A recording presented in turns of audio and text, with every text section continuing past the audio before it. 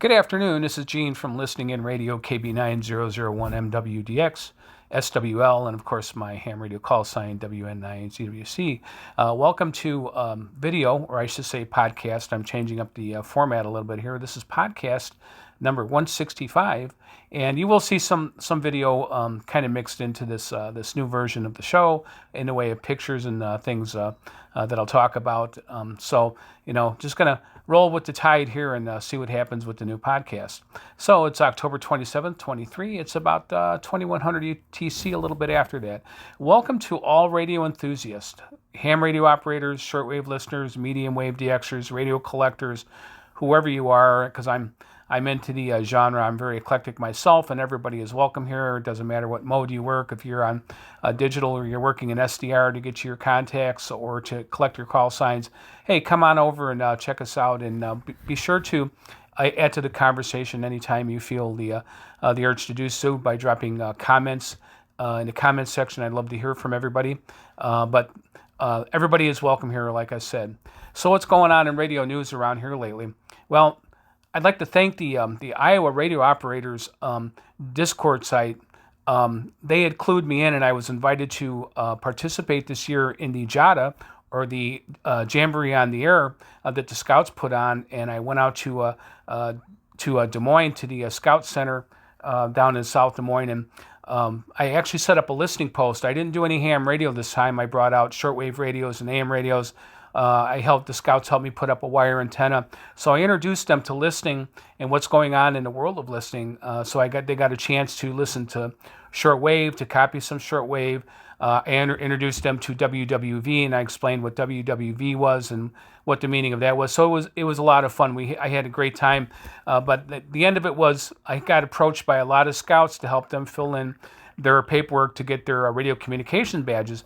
But I was able to, really clue them in on how radio worked at that point. It was a good interaction between us. So it was really great. It was really great to help them achieve their goal and to introduce them into the shortwave and AM radio listening hobby, and to let them know, hey, there's another side to this hobby besides the two-way communications, because there's so much to listen to on shortwave and AM these days. So what's going on? There's a shortwave contest coming up.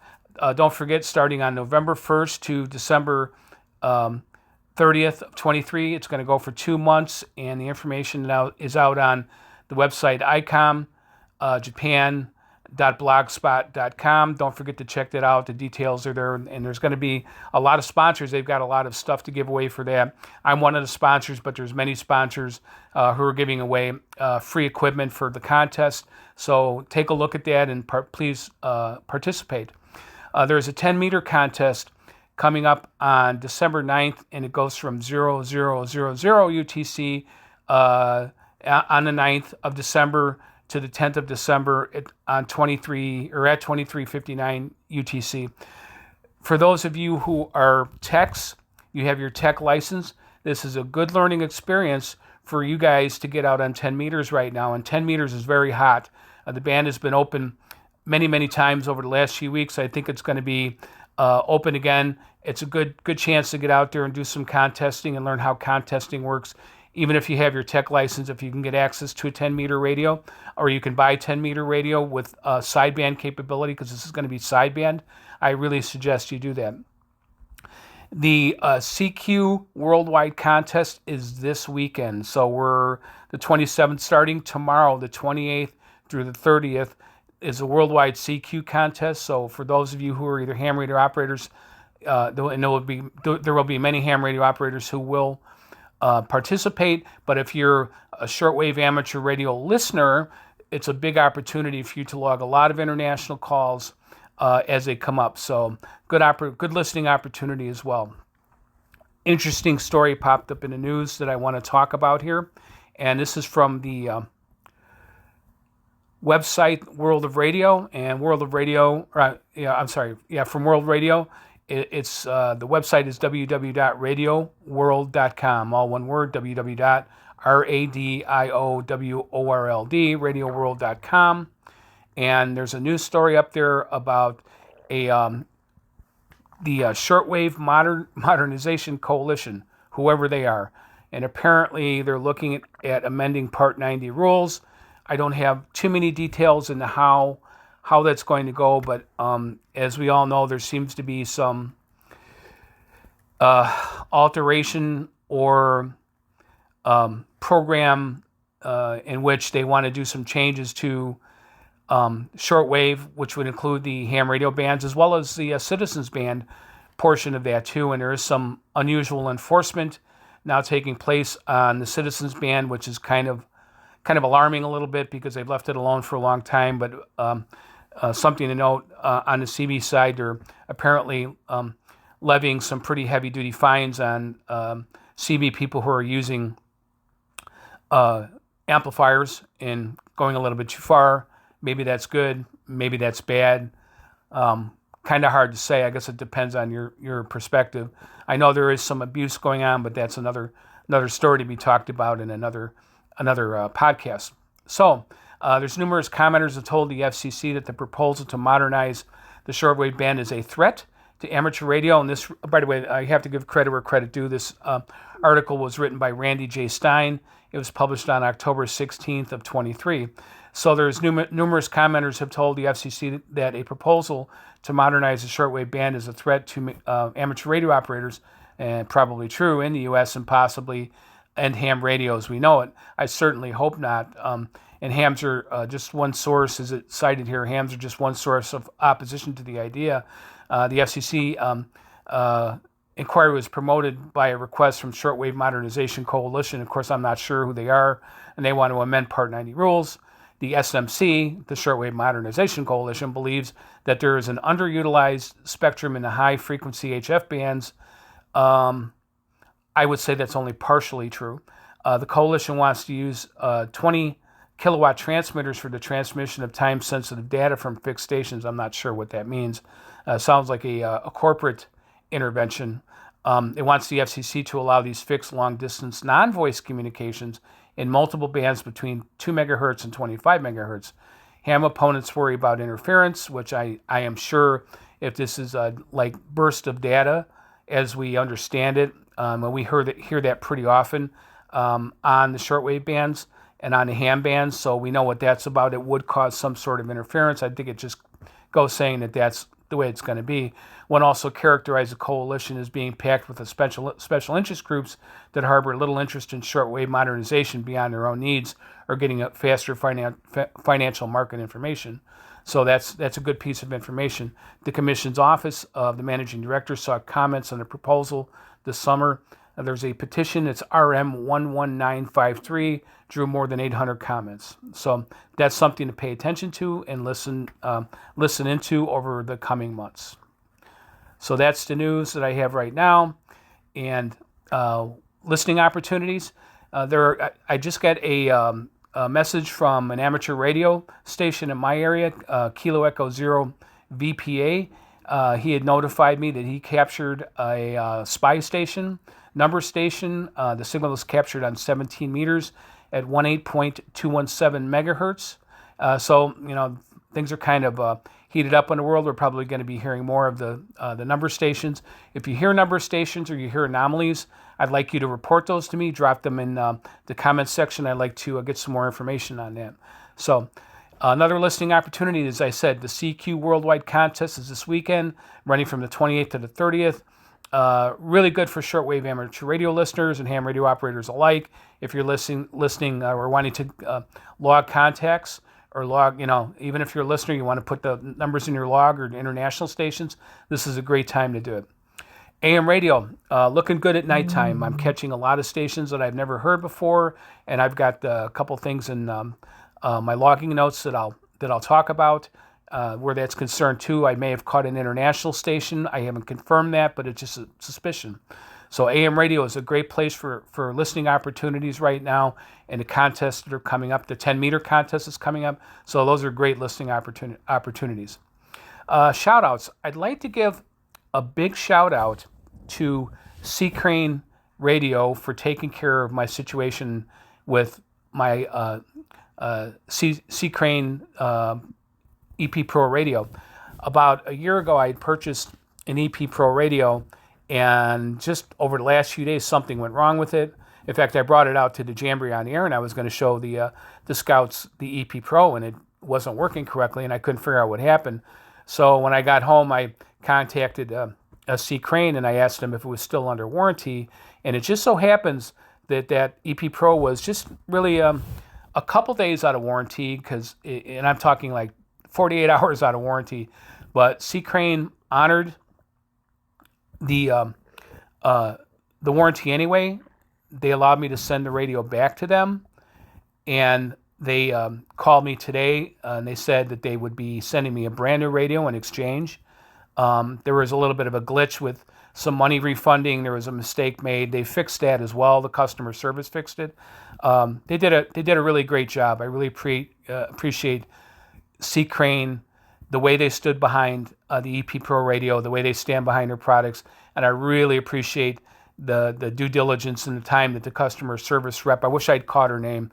She did a great job of wrapping the situation up, and I got the follow-up email with the tracking within the same few minutes. It was probably not even 45 minutes before I got the tracking information. Good job, C. Crane. Thank you very, very much. I really, really appreciate it. Another shout out, I'd like to shout out to Rick Wiles over at WWCR Radio, and he has a show called True News. A lot going on in the world right now.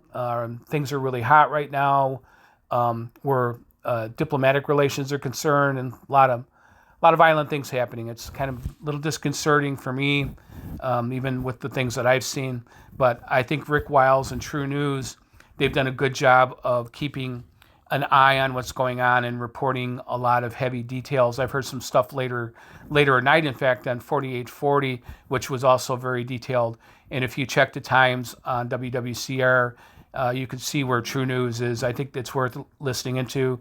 You might not always agree about what the show says, and everybody certainly has their own opinions, but compared to some of the mainstream stuff, I think the ongoing analysis has been very, very good from what I'm hearing. So I really appreciate what you're doing out there on shortwave. Okay, let's go to logging. So what's been going on with the airwaves since I did my last video and now my podcast? A lot going on in the airwaves, and these are some of the loggings I picked up. WBCQ on 9330 kilohertz. Glad to hear them again. I like to mention them. Radio China International on 17880. Republic of Vanuatu on 7260 kilohertz at 0106 UTC. Good signal, by the way. I noted on, of course, there's WTWW. Big shout out to WTWW. A lot of good things happening there, and I noticed they're mixing in some additional programming. They have a great signal. They're hitting my area very well. They're hitting my area at a very strong 5999 pretty much every night when they broadcast. So I really appreciate that. I appreciate what's going on over there very much. I noted on, let me see here. I noted on the 18th, the propagation was very good on multiple frequencies. I made a note here, propagation very hot tonight. So it's very good. Yeah, there's a lot going on with propagation. Things are opening up. I think we're in another sun cycle. So get out there and grab it while you can. CFRB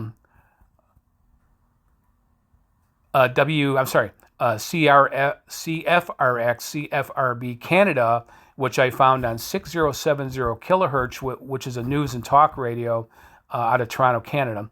Good signal on that one. Again, WWCR 4840, Rick Wiles, True News. Thanks for doing what you're doing out there. Hang on, that's an AM radio station.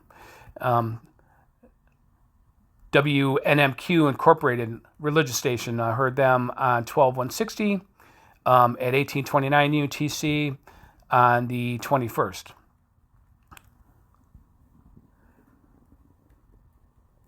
And let's see here.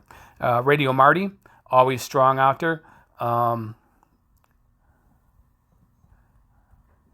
Here's a good one. This is an interesting show that I picked up on. This was on the 22nd at about 2056 UTC on 15185. kilohertz, and it was a strong 599. It sounded like a relay through Voice of America, but it was a learning English. Learning English station. I'm sorry, learning English program. Let me rephrase that. And I heard that on a couple different radios. I heard it very well on my vintage Helicrafters S53A and my XH Data radio, and that was from Yamaria Alamacas radio, and I think it was pointed at the area of the Sudan, but good signal on that. Voice of Tasmania at 7565 kilohertz at 2355 on the 22nd of October. Alrighty, what else do we have here? Oh, this is a good one, and I made a note of this. All India Radio, and this was not a relay. This is directly from India on 7380 kilohertz at 0122 on the 23rd. Regional music, which was very nice. They were just playing regional music interspersed with talk. Very, very good signal out there. VOA Netherlands in French. And this is an interesting one here. I picked up a station, and I am not sure. I kind of labeled this as an anomaly because I believe it may have been an international station coming out of China on 1600 kilohertz. Maybe somebody knows some more. It was on the 26th of October at about 0432 UTC, and I could not find anything listed on AM radio for it, but I was finding listings out that indicated that it may have been an international station in Chinese, sometimes on 1557, running 10,000 watts out of China. Maybe somebody else knows something about that. If you do, please drop that in the comments section. Radio Amazonia on 11780 out of Brazil in Portuguese. Another interesting context. So the bands are opening up. So what's going on AM radio? Well, let's take a look at that. On AM radio, I've got I found a station up in Ames, Iowa, which is just north of me, and I didn't know that they were on AM. They're kind of on that far right side of the dial at 1430 kilohertz. I just want to mention them. KASI talk radio. I have, let's see here. I have WCCO out of Minneapolis. Heard them at a pretty good 5.9. Of course, that's not very far away from me at on AM 830 kilohertz. I have KFTI Wichita, Kansas, which I didn't hear too well. I had them at about a 2233, and they were on 1070 kilohertz at about what time was that? That was at about 0058 UTC. KRLD, Dallas Fort Worth, 1080 kilohertz. Again, caught WCCO out of Minneapolis, KOA Denver. Had some confusion. I kept hearing a call sign from a station that was identifying itself as WALT. Well, the only WALT I could locate was actually a college station, which I don't even know if it was still in operation or not, but that was on 1120 kilohertz, but I believe it was KMOX, possibly out of St. Louis. And then I made a note. They did ID as KMOX, but there was a show, and the guy's name was Walt, and he kept saying WALT, which is not a proper call sign, but it is what it is. And what else do I have? WLW out of Cincinnati, 700 kilohertz, 0408 UTC on the 26th. This is a brand new station for me, and this was WMCR, and then I had KDAO, both around the same time. No, I apologize. One was at 1240 AM Central Standard Time, and the other one was at 2106 UTC. So that's about it for loggings, and I'm kind of getting long in the tooth here, but I'm going to go ahead and wrap this up. Like I said, I don't like to waste a lot of your time. I don't want to get into hour-long videos here at Listening in Radio. I like to try to keep it as short and sweet as possible, but I had a lot to talk about on this one. So again, this is Gina Listening in Radio. I appreciate you listening in, and if you have any comments, please drop your comments to me. If you have any anomalies or listening opportunities or information you'd like to share, please feel free to share with me. Okay, have a great night. Thank you.